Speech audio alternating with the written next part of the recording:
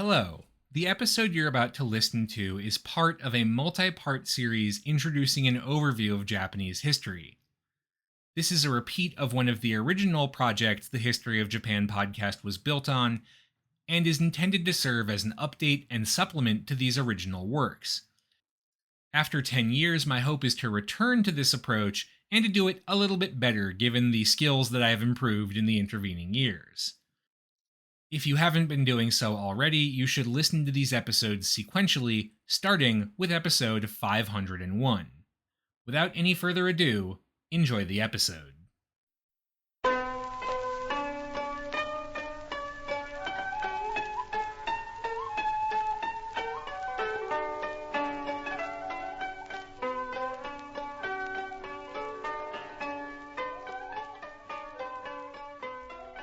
Hello, and welcome to the History of Japan podcast, episode 531, The New Japan. My plan today is to talk about the era of Japanese history that comes after the fall of feudalism, which we call the Meiji era, named, of course, for the emperor who presided over the construction of this new post-Tokugawa order. And that's a pretty hard thing to do, frankly, because the Meiji era is one of those moments that looms very large in the narrative of Japan's history. Even a superficial overview presents a pretty incredible story. In the 44 years between the defeat of the shogunate in 1868 and the death of the Meiji Emperor in 1912, Japan was transformed from a feudal, pre-industrial, agricultural society into an industrialized, centralized major power that was a player in international politics. That telling of the history of the Meiji period, of course, skips over quite a bit, but it's also not wrong, and the idea that that much change can happen in that short of a span of time is, frankly, pretty wild. So today I'm going to do the best I can to walk you through the political reforms of the Meiji era. Next week, I'm going to focus more on economic and social change. I do want to note up front, though, that there is no way I'm going to be comprehensive here. There's just way too much you could talk about.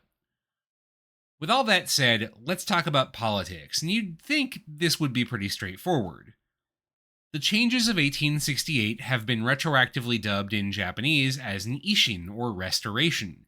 The Meiji Restoration, as it's called, was ostensibly about restoring the political power of Japan's emperors, right?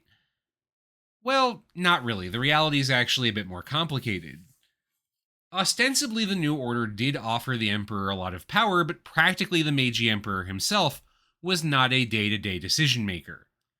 Really, power in 1868 lay with a fragile coalition that had come together to overthrow the shogunate, a mixture of lower samurai loyalists, members of the court nobility anxious to reclaim the ancient prerogatives of the imperial court, as well as those daimyo who had been convinced to jump ship. And the thing was, this coalition was really unstable. Its members broadly agreed the Tokugawa shogunate had to go, but what was going to replace it? Nobody was really sure. Some wanted to tear down the entire existing social and political order and remake Japan along the lines of a Western model. Others were nationalist chauvinists who hoped to create something akin to a theocratic Shinto state, while hewing closely to political models from before the samurai era.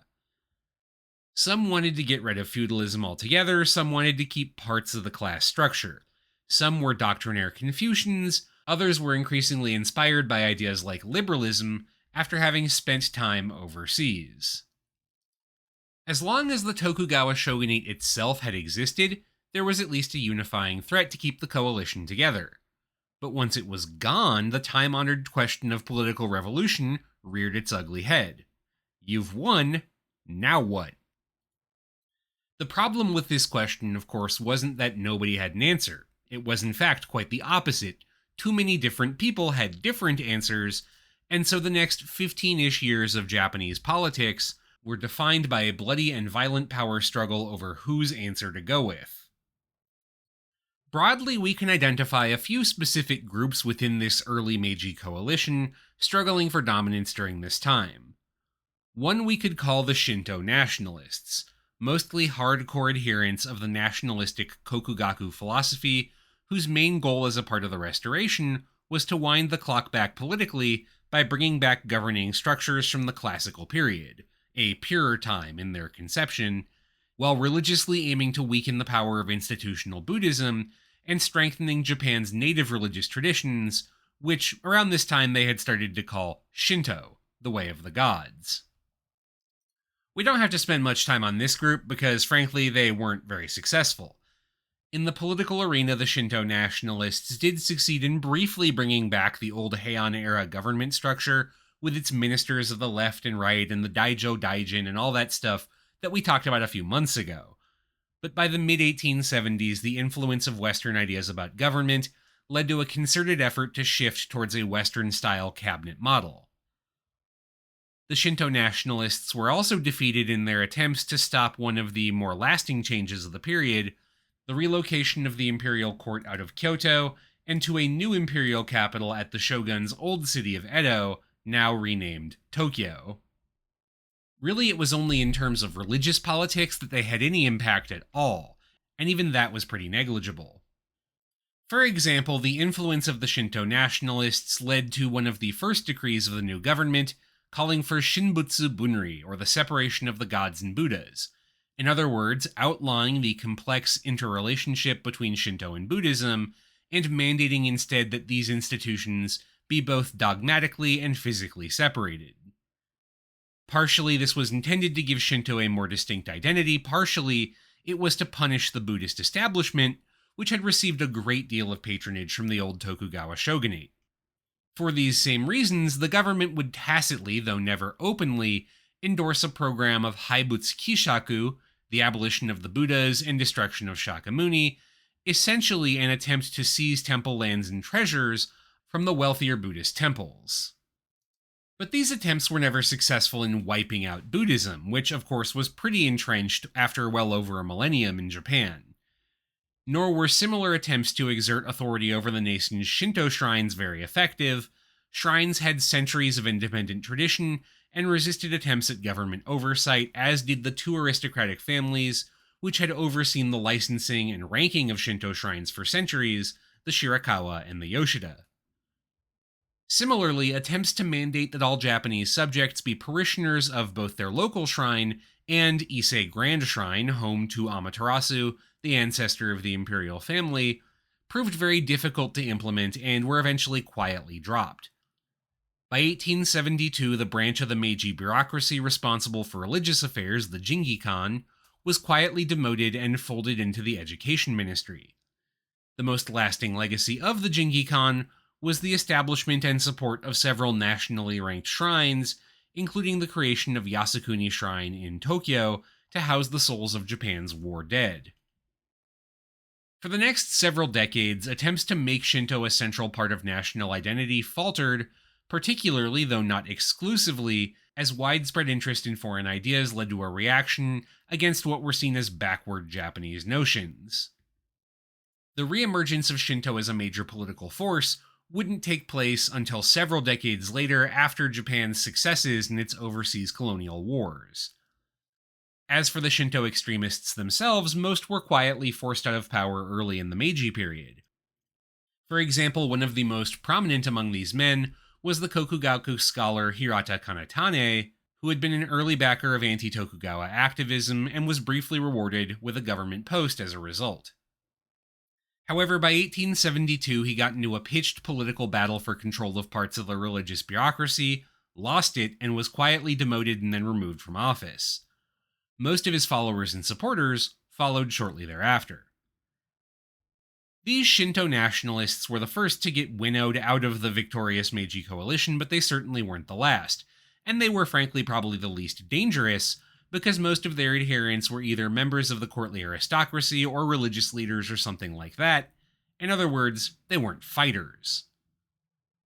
One of the far deeper splits within the victorious coalition ran right down the middle of its samurai backers on the question of westernization. You see, over the course of the 1860s, it had become obvious that Japan would have to embrace some modern technology to survive.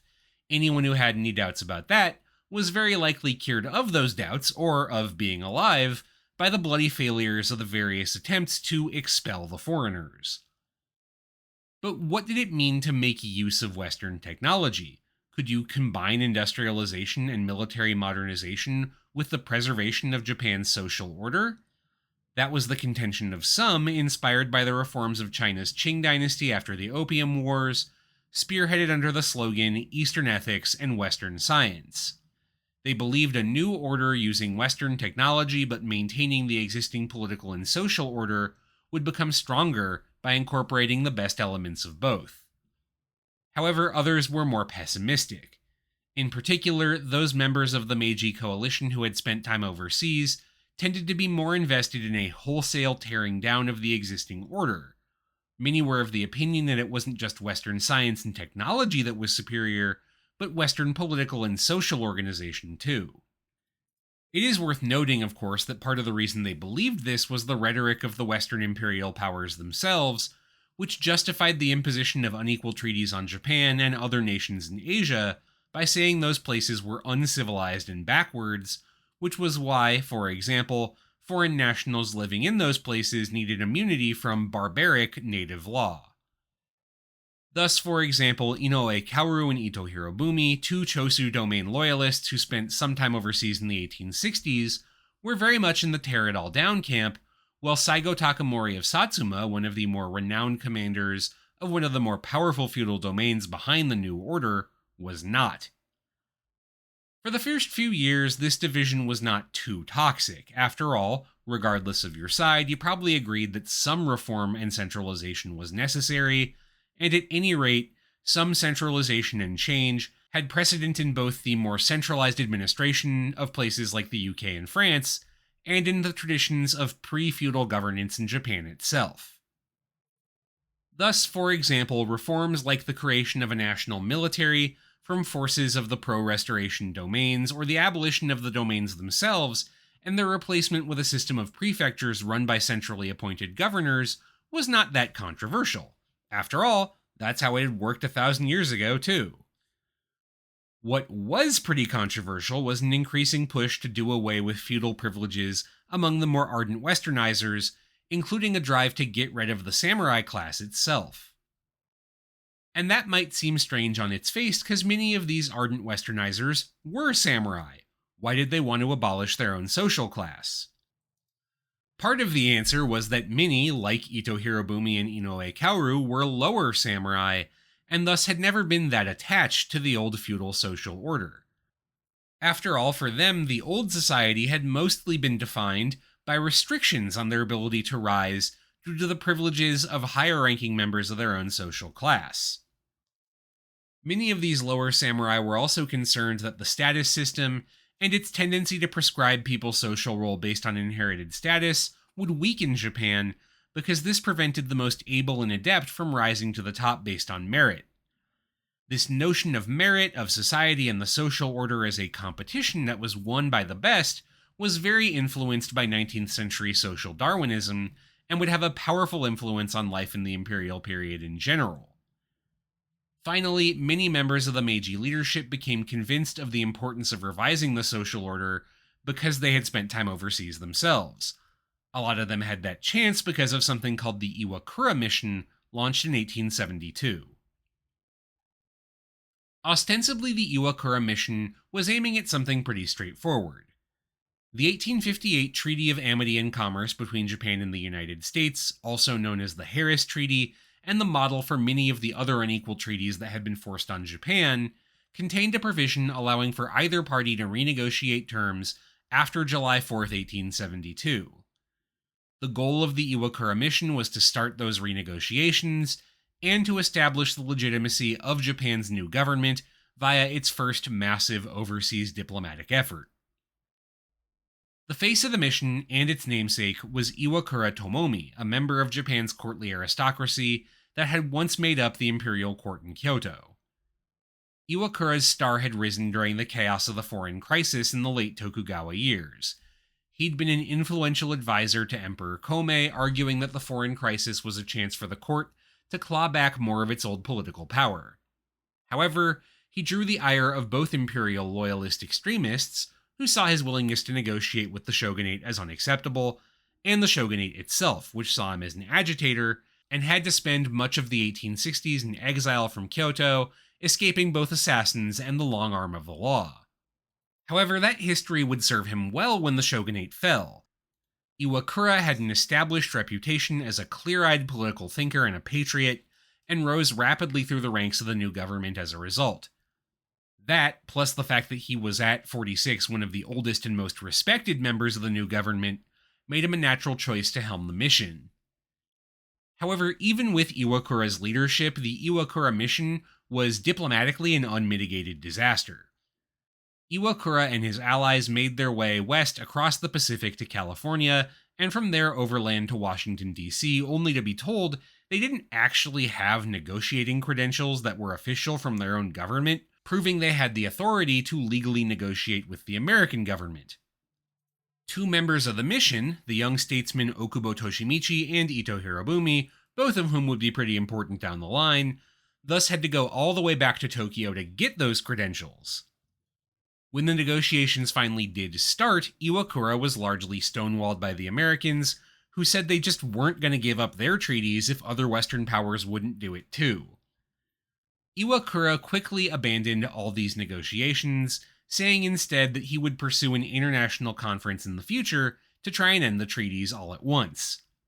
He never got the chance. He would die in 1885, and the mission itself was lambasted in the Japanese press as a failure. However, the diplomatic side of the Iwakura mission isn't really what we remember it for now. After the failure of the negotiations in Washington, D.C., Iwakura and the mission leadership decided there was nothing for it but to keep going. Not to try and negotiate, but at least to make a diplomatic gesture to the other powers of the West. As a result, the mission would wend its way through Europe, stopping in the UK, France, Italy, Germany, Denmark, Sweden, Austria, the Netherlands, and Switzerland, before heading back through the newly constructed Suez Canal to Japan, stopping along the way at French and British colonial outposts like Singapore and Saigon. All along the way, the mission members were wined and dined by polite society, and thus, while the unequal treaties remained on the books, the new government, and its commitment to at least a degree of westernization, gained a great deal of popular publicity in Europe and the United States. In addition, many of the government members who spent time on the Iwakura mission came back to Japan having seen the power and wealth of America and Europe up close, and all the more convinced as a result that westernization was urgent. It's not an accident that many of the figures who would lead the charge to formally abolish the samurai class and other legal status distinctions were members of the Iwakura mission earlier in their career. By contrast, the most vocal opponent of this idea in the government, Saigo Takamori, had remained at home to manage things in Japan during the mission. Beyond this split, there were a few other reasons why leaders began to support the abolition of feudalism. One of the biggest was just finance. The samurai class was not massive. Estimates vary, but the most commonly cited number is between 8 to 10% of the national population, representing around 400,000 families. But even so, paying the stipends of the samurai was a major drain, first on the finances of the feudal domains, and then once they were abolished, on the national treasury. By some estimates, paying these stipends ate up as much as 30% of the annual budget. There was also, of course, the constant worry of any new or unstable government, revolt, and revolution. The samurai were an armed force with a lot of personal independence, and conservative members of the class could and did rise up against government edicts they disagreed with, either by all-out rebellion or by assassinating leaders they didn't like.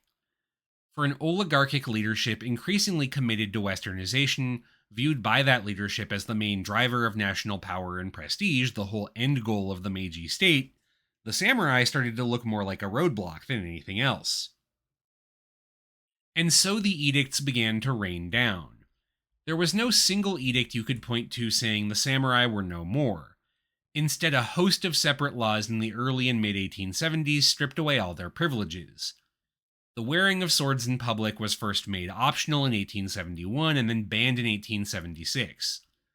Also in 1871, the government issued an edict discouraging the wearing of the chonmage, the traditional samurai topknot, in favor of modern hairstyles. Having an old school chonmage was never made illegal, mind you, but it was discouraged, and if you wanted, say, a government job or work of any level of prestige, you had to cut your hair. 1876 saw the Chitsuroku Shobun, the law abolishing samurai stipends, in favor of one-time cash payments, essentially severance pay for samurai families. And as you might imagine, all of this loss of social status, this descent into poverty because many samurai families did not have the skills to make it in the job market, engendered a lot of hostile feelings toward a government that was viewed as having unjustly stripped them of their rights.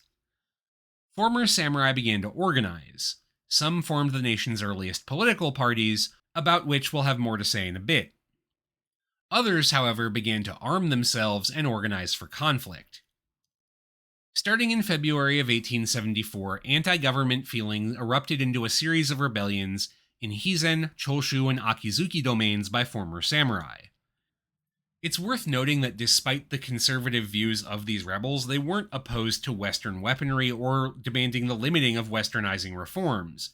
Instead, it was the full-scale upending of the traditional social order that was seen as a threat to the social identity of the samurai, and more broadly to the cultural identity of Japan. The rebels did make use of Western weapons in their fighting, but they often lacked the logistical infrastructure to get ammunition, and generally had to resort to more traditional methods when the bullets ran out. The largest of these rebellions took place in Satsuma in 1877, led by none other than Saigo Takamori himself, who, as we discussed, had been a pretty big figure in the Restoration government, but who was forced out of office due to his views, both on modernization and social issues, and on other things we don't have time to get into. Every single one of these rebellions was crushed.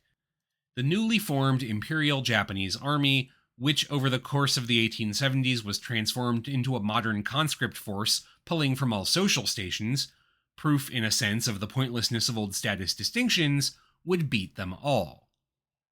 Saigo and his fellow samurai rebels would die fighting the new government. Saigo specifically would eventually be rehabilitated given his popularity as a great hero of the war against the Tokugawa. Government propaganda would transform him into a brave, if somewhat misguided patriot after the first 2 decades of the Meiji era, when samurai descent became less of an issue. More broadly, conservative pushback against westernization did continue. Okubo Toshimichi, one of the westernizers who'd opposed Saigo Takamori, was assassinated the year after Saigo's death by a disgruntled samurai. Mori Arinori, an ardent westernizer and education minister, was cut down in 1889 on his way to hear the emperor announce the new constitution. However, Saigo's rebellion was the last serious samurai pushback against a new government, increasingly devoted to casting aside what it saw as outmoded social and political institutions. And so once again, the Meiji coalition was winnowed down. By the dawn of the 1880s, the only ones left were committed westernizers who were invested in remaking Japan. But remaking it into what? Once again, we have a thorny question and 2 different answers. The split that emerged by the late 1870s was not around whether or not to model the new Japan's politics on those of the West, everyone agreed on that, but on which model to use. On the one hand were a number of members of the surviving leadership, composed now of an ever-shrinking number of former samurai who had been leaders within Satsuma and Choshu domains, and to a lesser extent, their early supporters in the war against the shogunate like Tosen and Hisa domains, who were inspired by Western liberalism. Okuma Shigenobu from Hizen domain was a committed Anglophile who thought British-style constitutional monarchy was the path to follow. After all, look how it was working for the British by the late 1800s. Others, like the Tosa-based Itagaki Taisuke, looked instead to France and its model of republicanism, though Itagaki was quick to note that unlike the French, he had no desire to do away with monarchy as a concept, merely to institute a regime focused on defending individual liberty. Arrayed against them were more conservative politicians, chiefly from Choshu and Satsuma, particularly Choshu. This nascent group admired a far more authoritarian approach to politics, one exemplified by the German Empire, where the Kaiser had made limited concessions to demand for representation and voting rights in the form of an elected Reichstag or parliament, but where power remained overwhelmingly centralized in the hands of the monarch and his government. So once again we have a split in the coalition, and once again the split would resolve in a dispute that would see the coalition go to war with itself, this time more political war and not actual war. The crystallizing issue was not feudalism this time around, but a constitution. For Western imperial powers, one of the justifications for imposing unequal treaties on Japan was the idea that Japanese political systems were not that developed. That the country lacked a clear governing constitution was one of the main markers of this supposed inferiority. This idea was rooted, of course, in prejudice, and in any case not accurate. There was a clear government structure that could be called a constitution under the shogunate, it just wasn't formalized in the same way that has been done in Europe and the Americas, and hey, the British still don't have a formal constitution, and they also drink warm beer, and yet nobody calls them uncivilized. Still, the idea that Japan should have a constitution became bound up in the drive among Japanese leaders to undo the unequal treaties and be seen as the equal of Western powers, and so from the start of the Meiji period, the leadership of the new imperial government accepted as a matter of course that Japan would need a constitution. The idea was even baked into the Charter Oath, the Declaration of Principles issued by the new regime way back in April of 1868 at the very beginning of the Meiji period.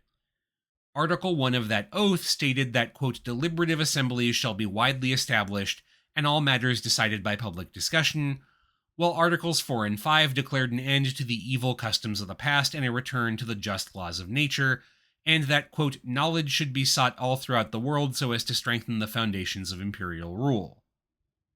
Presumably, of course, that included knowledge of good government, including a modern constitution. But what form of constitution and what would those deliberative assemblies, or for that matter basic politics, look like under the new regime? That sort of question was tailor-made to drive a wedge between the liberal and autocratic blocs of the governing coalition, which, by the way, you'll note isn't just an ideological divide. Much academic hay has been made of the fact that these divisions within the government also replicated geographic splits in the coalition. Leaders from the stronger domains of Satsuma and Choshu, which had spearheaded the victory against the shogunate, were generally pro-autocracy. By comparison, the smaller domains of Tosa and Hizen were the source of most of the liberals in the government. I say this not to imply the ideological divide wasn't genuine, it very much was, but it wasn't the only divide that existed in the government. This was also a geographic split. And the competition that emerged would be won handily by the faction from Satsuma and Choshu. The liberals in the government were slowly forced out. Itagaki Taisuke of Tosa got bounced back in 1873 for his backing of a more aggressive foreign policy against Korea, and because of his full-throated opposition to dominance of the new government by Satsuma and Choshu. Okuma Shigenobu, meanwhile, was politically outmaneuvered in 1881 by Ito Hirobumi himself. Ito, from Choshu originally, publicized several political scandals involving Okuma, in particular accusing him of being involved in several political scandals up in Hokkaido, where the government office responsible for managing the island had been caught making some favorable deals, selling off some of its assets in exchange for bribes. He also criticized Okuma for publicly supporting the idea that Japan should take on loans to fund continued economic and military modernization, essentially accusing him of lacking patriotism. In fact, Ito didn't really care about any of that, he was just mad that Okuma had sent a letter to the emperor suggesting that a more liberal constitution should be implemented. There wasn't really any proof Okuma had been involved in anything corrupt in Hokkaido, and in fact, the official who was most directly involved, Kuroda Kiyotaka, was a political enemy of Okuma's. Still, that's politics for you. Reality matters less than perception, and Okuma, worried his reputation would be destroyed, resigned with a face-saving excuse about health issues, which would become a time-honored excuse for politicians in Japan looking to leave office because of a scandal without directly acknowledging the scandal itself. Now unopposed, Ito and his fellow autocrats were able to push their opponents out of office and secure control of the government itself, a control they would maintain into the 20th century. Still, the liberals didn't roll over completely. Itagaki and Okuma responded by organizing some of Japan's very first political parties. The Gyuto, or Liberal Party, for Itagaki, and the Kaishinto, or Reform Party, for Okuma, rallied against the new government, pushing for greater popular representation. In some cases, things even devolved into violent confrontation with the forces of the state. Itagaki in particular was stabbed in the chest in the city of Gifu during a rally in April 1882 by a pro-government conservative.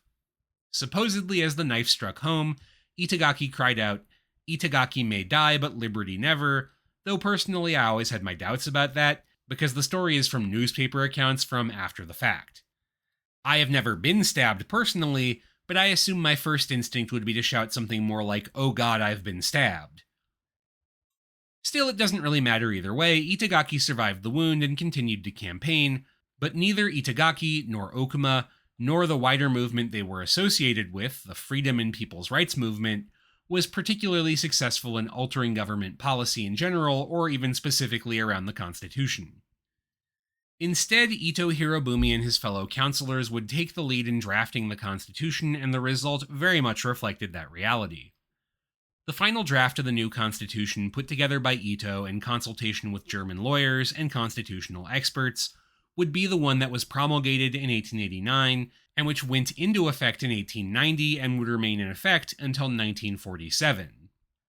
This Meiji constitution very much reflected its German model.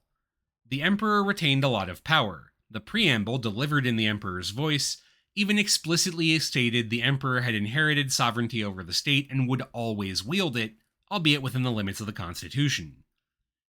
Practically speaking, of course, the emperor didn't directly govern. In accordance with long-standing political tradition, he remained a figurehead so as to avoid sullying his own image, either by participating too directly in politics, or by making foolish mistakes which would undercut his public standing. Instead, any mistake could be blamed on bad advisors who could take the heat to protect the throne. This would prove to be a major structural weakness, actually, of the system, because the Constitution didn't really make it clear who would actually wield power if the emperor wasn't going to, and scrambling for informal influence and control over the throne became a hallmark of imperial politics. There were some concessions to popular representation and liberalism in the text. It made allowances for a national diet or parliament, the word diet originating from German, with an elected lower house. The upper house, however, would be comprised of either imperial appointees handpicked by the emperor and his advisors, or by the heirs of the old Kyoto aristocracy and the daimyo feudal lords, who'd received titles of nobility in exchange for giving up their old privileges, including hereditary seats in parliament. Even so, the lower house could be quite powerful. In particular, its approval was required for any new budget. Both Okuma and Itagaki organized parties to contest national elections, which were at first limited to male members of the middle class paying a certain amount in taxes, though the franchise was eventually expanded, and were very successful at the ballot box, and in turn they were able to push back against Ito and his authoritarians. Their main venue for doing this was threatening not to pass budgets using their power in the House of Representatives. Theoretically, there was a safeguard here. The Constitution specified that if no budget was passed, the one from the previous year carried over, but that didn't work as well as Ito Hirobumi had hoped. In a period where government expenditure was constantly growing to facilitate military expansion and economic development, the budget had to grow constantly too. Ito himself would eventually be forced to organize his own political party, the Riken Seiyukai, or Constitutional Friends of Government, to fight back against this liberal opposition, but that opposition would continue to mount in the final decades of the Meiji Emperor's reign, even culminating in riots in Tokyo against government policy. Eventually, the protests would be successful at forcing a degree of political change, and for a time the liberals would get some wind under their sails, but that's the story for the future. We got some other aspects to go over first. For now, though, that's all for this week. Thank you very much for listening. This show is a part of the Facing Backward podcast network. You can find out more about this show and our other shows at facingbackward.com, and you can support the network at patreon.com/facingbackward. Special thanks to those who have given at the shoutout tier: Jan Leonard, Stephen Elkins, Martin Oliveira, Clark Canning, Ian Kellett, Matt Haynes, Jackie Frostocker, Monkey Sack, Alayla McCulloch, Karen Murphy, Peter Wales, Robert Prine, William Arno, Jonas Brandis, Nicholas Kroll, Jerry Spinrad, Jared Stevens, Jeffrey Dwork, Stefan Hrushka, Joshua Kane, Robbie and Kat, Jacob Key, Aaron Finkbeiner, and Anonymous Anna's Hummingbird, Mark Sai, Gil, Leslie Ikuta, Trash Taste Enjoyer, John, Christopher, Harrison Reese, Inoue Enryo's Ghostbusters, NihongoKaizen.com, Shimao Toshio's History of Japonesia podcast, Jennifer Pianzio, James, A House is a Perfectly Cromulent Mascot, The Fish I Catch Are Rhodes Scholars compared to Samuel Alito, Schmuck, and Everything Changed When the Fire Nation Attacked. Thanks again for listening, and I'll see you next time for the economic and social changes of the Meiji period.